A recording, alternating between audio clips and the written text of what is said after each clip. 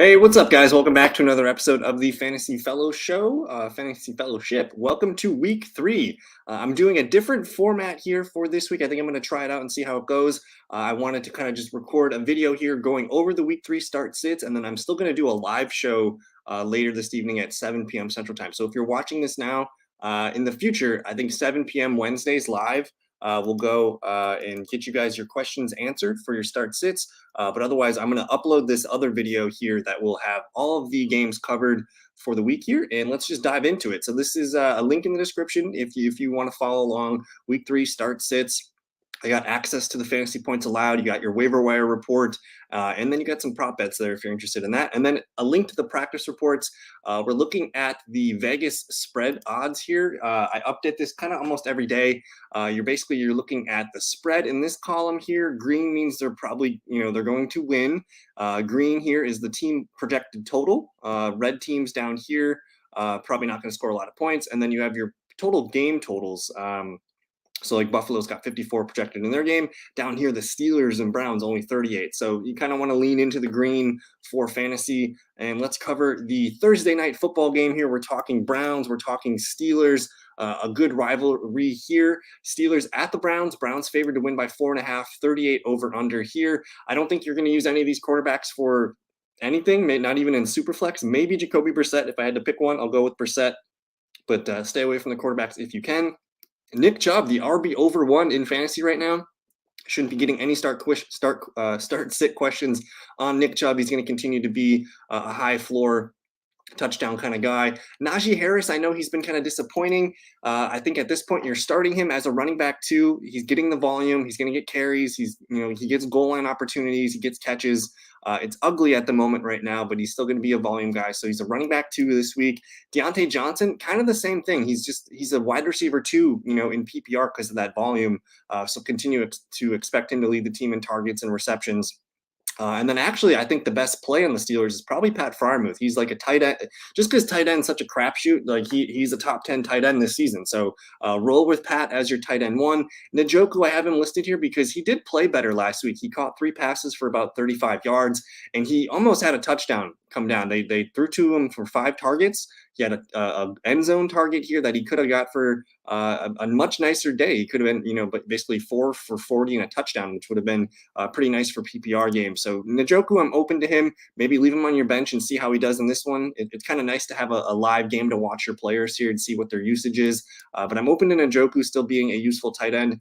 And then Chase Claypool, I have him here as a flex. I'm not excited to get him in my lineup. I'm more excited about getting Amari Cooper in there. He had an amazing game, 9 catches, 101 yards, and a touchdown last week. I think we're using him as a wide receiver 3 flex. I'm probably going to actually move him up into the wide receiver 3. And then you got Kareem Hunt. He's played well against the Steelers in the past. He's a low end RB2, especially in PPR format. So I wouldn't be surprised if Hunt gathers some touchdowns and some catches in this one. I think both defenses are a start. I mean, if you're stuck with Pittsburgh, that's fine. This Browns offense isn't going to put up a ton of points.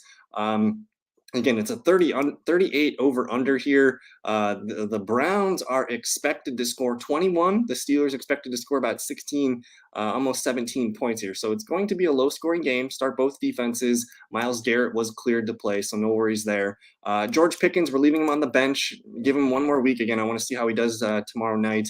Donovan Peoples-Jones, Harrison Bryant, David Bell, Jalen Warren, all guys to monitor on the bench. So I will. I'm going to do something new too. Every game I'll pick the winner. Just say what I'm thinking. I think the Browns take this one and move on to 2-1. Let's move on to the Sunday early games. We're talking Texans at Bears. Bears favored to win by 3 and over under 40.5 in this one. Kind of very similar to the Bears or to the Browns and the Steelers. I'm not excited about the QBs. Davis Mills, maybe a QB2 in Superflex. Justin Fields, I'm okay with Justin Fields in Superflex leagues. We're not trusting him in QB1 leagues. The running backs, I think David Montgomery looked really good against the Packers on Sunday Night Football. You can, securely use him as a running back too. And then I think it's Dameon Pierce week. Just last week, no carries for Rex Burkhead after the week 1 where he had more carries. They still let Dameon Pierce rack up about 15 total carries. He got 1 catch on 1 target. So 16 touches for Pierce last week against the Bears. I think that's probably part of the recipe that they want to, continue to feed him 16 to 20 touches, and maybe he punches one in from the goal line. So I like Pierce. I like Montgomery. Brandon Cooks, he's a fine wide receiver 2-3. Nico Collins kind of flashed last week. He did have about almost 10 PPR points, so I'm not sure I'm going to recommend to start him as a wide receiver 3, but he could be a flex play if you need one, maybe a DFS type of player. And then Darnell Mooney. I mean, I'd rather play Nico Collins than Darnell Mooney at this point. I think we're riding Mooney on the bench until he shows something. So I have him here as a flex only in emergencies, I think. But who knows? We could see something nice. Maybe start both defenses. Again, if you want to look at the chart here, the Texans, they're projected to score 18 in three-quarter points here. The Bears only projected to score 21. So both defenses could be potentially used. I think I'd side with the Bears. They're at home. We cannot start Cole Kmet. I think if you're holding on to Cole Kmet for one more week here, let's see how he does on Sunday, and then we can maybe cut bait or have some new hope. Burkhead, Farrell Brown, like all these guys are just going to leave on the bench. So that's too much time on this game. I think the Bears should win this game, but I think I'm going to pick the Texans. I'll pick the Texans to beat the Bears. Moving on to the Raiders and the Titans. The Raiders favored to win by 2, over under 45.5. Both teams 0-2, desperate need of a win for playoff aspirations. I think if you're starting quarterbacks, you're starting Derek Carr. He's the preferred guy here. We love his weapons. Ryan Tannehill, I think you're nervous about Ryan Tannehill in Superflex leagues. He can be a QB2. I'd probably rank Justin Fields ahead of him, kind of, at the back end of the quarterback twos. You're starting Derrick Henry. Let's see if he can get back on track here with another, 20, 25 touches, see if he gets another touchdown for you. Josh Jacobs, I'm optimistic about Jacobs. He should be a nice running back 2 for you this week, high floor. He gets the carries, maybe gets a touchdown this week. I think it's Devontae Adams week because Hunter Renfrow got the concussion last week. As I record this, it's Wednesday today. He did not practice on Wednesday. So, even if he plays, I think you might see more Devontae Adams this week. You're starting Darren Waller. And again, if Renfrow plays, I'm open to him in PPR leagues as a wide receiver 3 flex. I'm not super excited about it. On the Titans side, I think we need to see more Treylon Burks. They're kind of limiting him. They're not letting him run a full amount of routes. But when he's out there on the field, he's their best player. He led the team in receiving last week. I think he only ran about 17 routes. So I'm hoping for a ramp up here for Treylon Burks. Continue to hold him. If he was let go in one of your leagues, I think he's worth an end of the bench stash. Robert Woods is kind of a gross flex. He's kind of in the Darnell Mooney category for me. So if you need him, it's okay. I don't love it. I'm not starting either defense. I just don't trust these teams on defense. And then we're going to monitor all these guys here on the bench. I think Hassan Haskins looked okay last week in mop-up time here. And let's monitor Kyle Phillips as well. He didn't have a great game week 2, but nobody really did for the Titans. We'll see if he's more involved as their slot receiver. But let's move on. In this game, I'm going to pick the Raiders. Raiders on the road. The Chiefs and the Colts. Colts hoping to avoid 0-2. They have a home game here against the Chiefs. Chiefs favored to win by 6. 49.5 implied in this one. For quarterbacks, of course, you're starting Patrick Mahomes. Matt Ryan, though, like in the Superflex league, like he got not even a point last week. Very dicey. I think if you need him as a quarterback too, I'm okay with it. The Chiefs are going to put up points. That's going to make Matt Ryan have to throw the ball. So I'm open to Matt Ryan being a low-end quarterback too. You're starting JT. It sounds like Michael Pittman practiced in a limited capacity on Wednesday, so I think Pittman's going to play. You're going to start him for sure. Clyde Edwards-Helaire continues to be a solid running back too, with some, maybe some flex upside. Doesn't matter what format, standard, half PPR, PPR. Clyde Edwards-Helaire in your lineup. Of course, you're starting Travis Kelce. Juju Smith-Schuster, though, last week he got shut down by the Chargers. I have a theory. The Chargers slot cornerback is very, very good. So it's a tough draw. I think I'm going to give Juju the benefit of the doubt. You want him in your lineups this week. I expect him to bounce back. Nyheim Hines and Ashton Dulin I have as low-end flex plays because I do expect the Colts to have to throw the ball. We'll see if they can get Jonathan Taylor on track early, but I have a feeling at some point, whether it's the second half, third quarter, fourth quarter, you're going to see Nyheim Hines and Ashton Dulin have to get called up for some work. You can start the Chiefs defense. Again, one of my defensive strategies is sometimes you just want a team that's going to win the game. And, the Chiefs are almost favored to win by a touchdown here. Matt Ryan's been turning the ball over. I think the Chiefs are a good start. Say no to the Colts. And then guys on the bench here, Jerick McKinnon. In a PPR league, I don't mind putting him on the end of my bench. Let's watch for Justin Watson, Mecole Hardman. These guys are interesting players here. I don't think we can start MBS. These guys are all going to be kind of rotating in and out and eating into each other's workload, which doesn't bode well for fantasy. And then let's monitor all these guys down here on the bench for the Colts. I'm going to take the Chiefs to win. Colts looking at 0-3. It's scary moment for the Colts fans. Moving on to the Bills and the Dolphins, probably the game of the week here. Bills favored to win by 6, 54 total implied in this one. You're starting Josh Allen, no questions there. Tua Tagovailoa, though, what do we do with him? I think I have him ranked as like my 12th or 13th quarterback this week, so he's a fringe QB1. I feel good about him in Superflex leagues for sure, but I've been just on the TikTok and the YouTube and in Twitter and things. I've been getting a lot of questions. Do I start Stafford or Tua, Derek Carr or Tua, things like that. I think Tua has top 10, top 12 upside. If you have questions on Tua, let me know. I kind of want to lean into it. It's a tough matchup, though, against the Bills, but it is in Miami, so I'll give him that. Must starts here. You're starting Diggs, you're starting Tyreek, you're starting Waddle. You guys don't need advice on that. Gabe Davis, it's Wednesday. He practiced in limited capacity. We'll watch his reports, but I think he's going to play. It was a good move to limit him, or I guess to have him rest on Monday Night Football. He should be good to go. Dawson Knox popped up on the injury report today, though. I'm going to have to list him as questionable. He did not practice on Wednesday. We'll see about his status going forward. Mike Gesicki, week 1 was a dud. Week 2 was nice. Maybe he's more involved. If you need someone in a pinch, if you went 0 tight end, maybe he's a guy off waiver wire. I'm open to Gesicki being useful this week. Devin Singletary, Zach Moss, not super excited about it.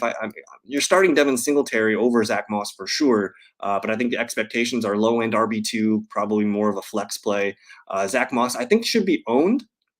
Maybe he's more involved as a receiver this week. They didn't really need him last week, so maybe he bounces back. And then the Dolphins running backs, Edmonds and Mostert, like the split just flipped on us week 2. It was heavy Edmonds week 1, heavy Mostert week 2.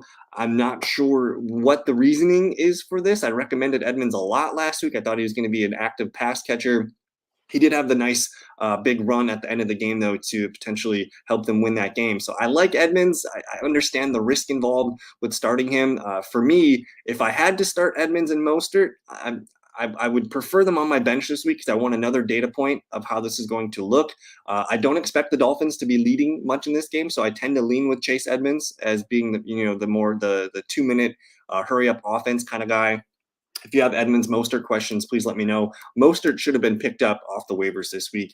I'm open to starting the Bills defense just because they're so dang good. Tua does have, turnover tendencies. Say no to the Dolphins defense. And then we'll watch these guys on the bench. Isaiah McKenzie, Crowder, James Cook, Trent Sherfield, backup receivers here. Cedric Wilson got hurt last week. I'm not sure about his practice reports today, but if he can't go, that makes me like Gesicki as a streamer. So I'm going to take the Bills in this one. Hopefully this game lives up to the hype.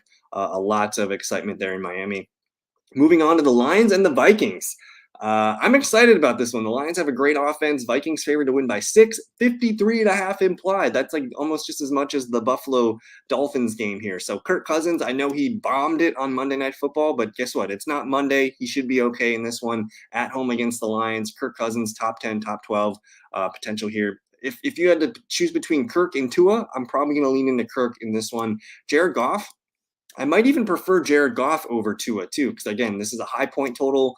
Lions are going to have to throw the ball. They have a good offense. So Goff, I'm open to him being a top 12, top 15 QB. You're starting Swift, you're starting Cook, you're starting Amon-Ra, you're starting Justin Jefferson. And then here we got a bunch of questions. Adam Thielen, he's been disappointing, but again, I feel good about the volume that he had last week. He kind of got things going in the second half. Maybe he's a wide receiver 3 flex this week. Gets his first touchdown of the season. I could see that happening. The tight ends, Hawkinson, you're starting Hawkinson. And I think Irv Smith showed us some good things last week. If he would have caught that 60-yard touchdown, we'd be much more excited about him this week. But I'm willing to give him a shot as a fringe tight end 1. And then you got Jamal Williams, DJ Chark, KJ Osborne. These guys are kind of deep flexes. If you have questions on them, let me know. I do think that these guys should be owned in 12-team leagues. I'm going to say no to the Lions defense.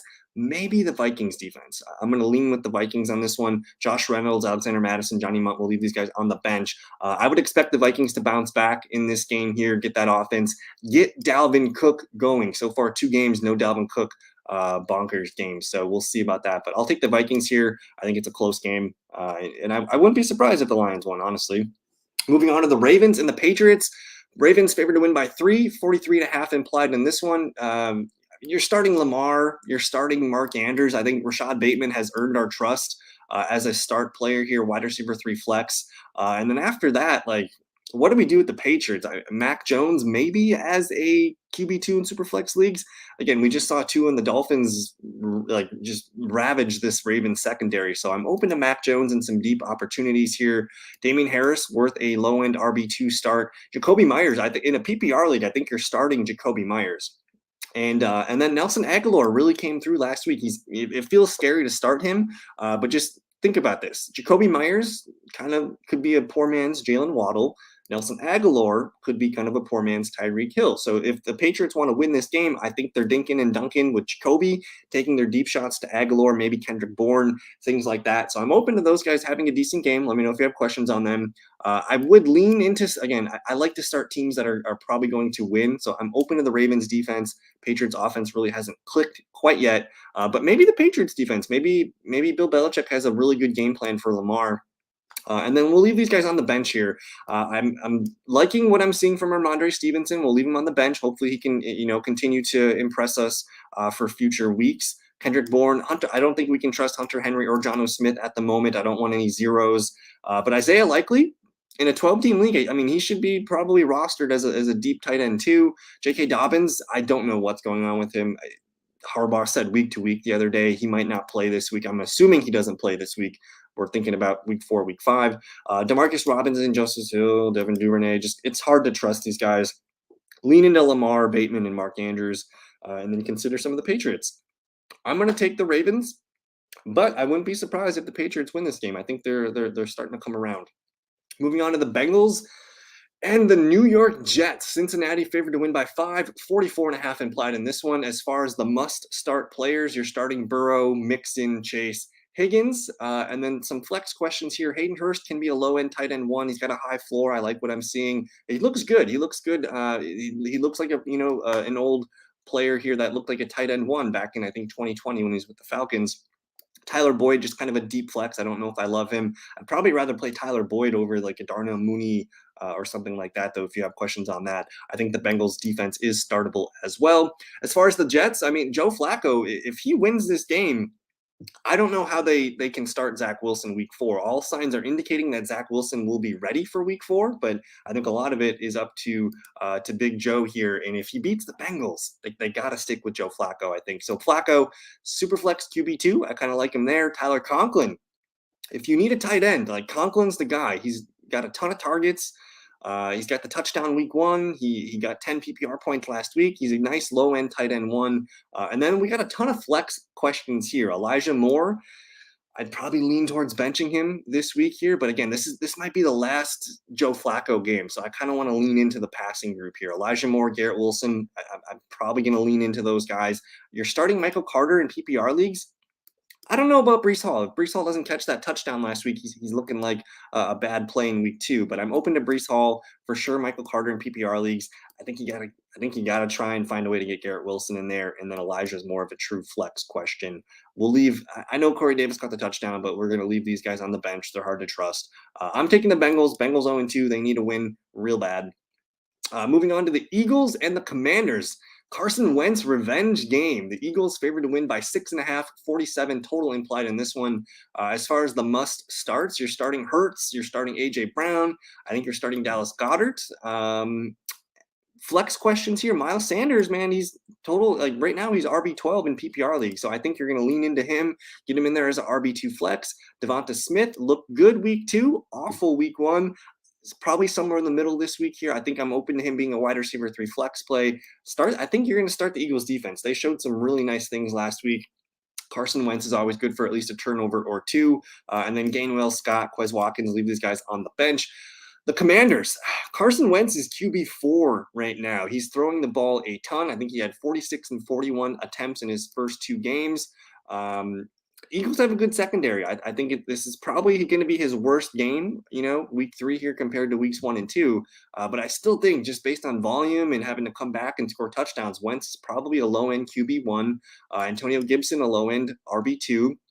Curtis Samuel's the best player on this team for fantasy right now. You want to start him in your lineups.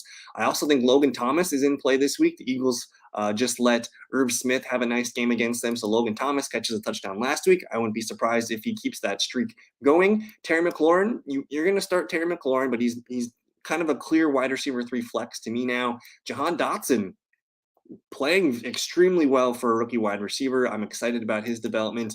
I think you got to find a way to get him in your lineup. And then the nature of this game, if the Eagles are doing what they're doing on offense, you're going to probably see more J.D. McKissick in this one. I think in PPR leagues, he can be a low-end RB2, maybe good for 10, 12 points. Say no to the Washington defense, backup tight end here. I like the Commanders. I don't think they're going to win this game. I think they're going to put up a good fight. Carson Wentz revenge week, but the Eagles, man, Eagles are going to roll here, looking to move to 3-0. Moving on to the Saints and the Carolina Panthers. Saints favored to win by 2.5 here, 40.5 total implied in this one. So it's going to be a low scoring game. As far as must start players in this one, I mean, you're obviously starting Christian McCaffrey. Alvin Kamara, he practiced today on Wednesday, limited capacity. I think he's going to play. You're going to find a way to get him in your lineups. And then Michael Thomas, yes. DJ Moore, it didn't look good week 1. Week 2, it got better. You're going to leave him in there. I think he's more. I'm probably going to move him to the wide receiver 3 category, but you're going to want him in your lineup. And then Chris Olave. Last week, Jameis Winston was just chucking it down deep to him. I think you're going to see some more success for him this week. So I'm open to Olave as a wide receiver 3 flex. And then I like Landry in PPR leagues. I think he's going to be busy, a good trusted target for Jameis Winston. Probably say no to Robbie Anderson. I have him as a flex. He's more of an emergency situation. Start that Saints defense. Probably stay away from the Panthers. Leave these guys on the bench here. Juwan Johnson, though, keep an eye on him. He's been playing good as a tight end. He might be a guy that we trust in future weeks here if he keeps getting 8 to 10 PPR points. But I'm going to take the Saints in this one. Not super excited about the Panthers right now. Baker Mayfield and Jameis Winston. They're both super flex QB2s. I'd rather have Winston in this one. We'll see if Baker Mayfield can continue to feed McCaffrey and DJ Moore, but I'll go with the Saints in this one on the road. Panthers fall to 0-3. Sunday late games, the Jacksonville Jaguars, the first placed AFC South Jacksonville Jaguars at the LA Chargers. Chargers favored to win by 7, 48 total implied in this one. Justin Herbert was practicing today, so I think he's trending towards playing. As far as must starts here, assuming Herbert plays, you're gonna leave him in your lineup unless you have a godlike option, behind him. You drafted 2 QBs or something. Eckler's a start. Mike Williams is a start. Keenan Allen practiced in limited capacity today, so if he plays, I'm open to Allen. And then I think you got to start Gerald Everett right now if you got him at tight end. If Allen can't go, I'm open to Josh Palmer. But obviously, if Herbert doesn't go, that's going to change the outlook here. If no Herbert, I think it's probably just Austin Eckler and maybe Mike Williams that I'm open to. But we'll cross that road when we need to. So go ahead and start the Chargers defense. I mean, they've limited the Raiders, and they also limited the Chiefs offense to just 17 points. 17 points last week. So I like the Chargers D. Leave these guys on the bench. As far as the Jags, man, they looked really efficient last week. I think Trevor Lawrence, kind of a low-end QB2 option. I'm not going to dabble with him in QB1 leagues. James Robinson, though, must start. I think he's a running back, too. He's proved to be clearly ahead of his recovery with the Achilles. He looks good to go. He's one of the first players to ever recover to true form here. So I love James Robinson. I love a feel-good story. Get him in your lineups. Christian Kirk, if you watched our stuff all summer long, Christian Kirk is playing out of his mind right now. It's a tough matchup this week, though. I want to limit expectations. The Chargers have limited the slot receivers that they've played. I mean, we're talking Hunter Renfrow and Juju Smith-Schuster. I think Christian Kirk's better than them, but expect kind of a more mild day for Christian Kirk, hopefully still double digits in PPR leagues. Evan Ingram, worth a start, though, in PPR leagues. He's getting the volume here. Maybe it's a Zay Jones, Marvin Jones game. I like ETN in the flex because we expect the Chargers to win. That means more passing from the Jags, maybe more ETN as a receiver. So PPR, he's a low-end RB2 flex. Say no to the defense and monitor these guys on the bench. I'm taking the Chargers in this one. Obviously, that would change if Herbert's out. But I like what I'm seeing from the Jags. I think they're going to be competitive in this one. Moving on to the LA Rams and the Arizona Cardinals. We got a fun NFC West showdown for you here. Rams favored to win by 3.5, 48.5 implied in this one. As far as must starts in this one, both quarterbacks, Stafford and Kyler Murray. I don't want to see any questions on those guys. Cooper Kupp, of course, obvious. Allen Robinson, I think, is a must start in this one because it's the Cardinals defense. We want to lean into those matchups, as well as Tyler Higbee. The Cardinals have allowed Darren Waller and Travis Kelce both to eat. I know Higbee's not at their level, but so far, amazing tight ends are having amazing numbers against the Cardinals. I'm going to lean into that, start Tyler Higbee. And then what do we do with the running backs?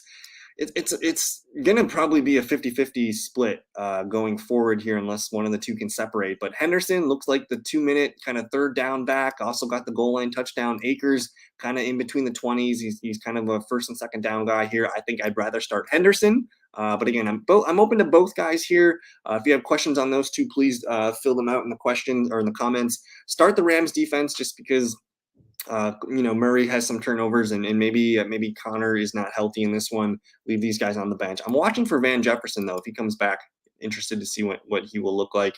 Again, we're watching James Conner. If he plays, I'll play him as a running back too, but you got to limit expectations. It's a good defense.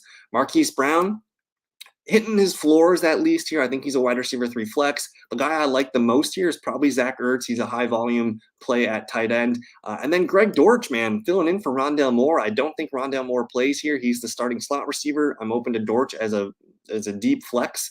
And then if no James Conner, that's going to make Darrell Williams and Eno Benjamin in play. It's going to be a very similar split to the Hendo Akers split though. So it's going to be tough for me to pick one guy or the other. I think Darrell, probably the short yardage goal line back. Benjamin, maybe he's more of the pass catching back here. Not really quite sure what my crystal ball says for these guys. Say no to, don't even look at the Cardinals defense. It's like one of the worst in the league. AJ Green, Rondale Moore here. I'm going to lean with the Rams here. I think the Cardinals got pretty fortunate last week. I think they're going to drop this one, move to 1-2. Rams move to 2-1. Moving on to the Atlanta Falcons and the Seattle Seahawks. The Hawks favored to win by 2, 42 implied in this one. Not a fun game, but I think it's ugly on paper, but I think this could be nice for fantasy. But Mariota and Geno Smith, just super flex QB2 options. I think you got to play Cordero Patterson this one. I expect him to be fed, maybe pop off a couple big plays. Haven't really seen him unleashed as a receiver yet. They're more so using him as an RB. I want more pass attempts and targets for Cordero Patterson. I think London's a must start, man. He's starting to look really, really good. I think Metcalf's a start as well.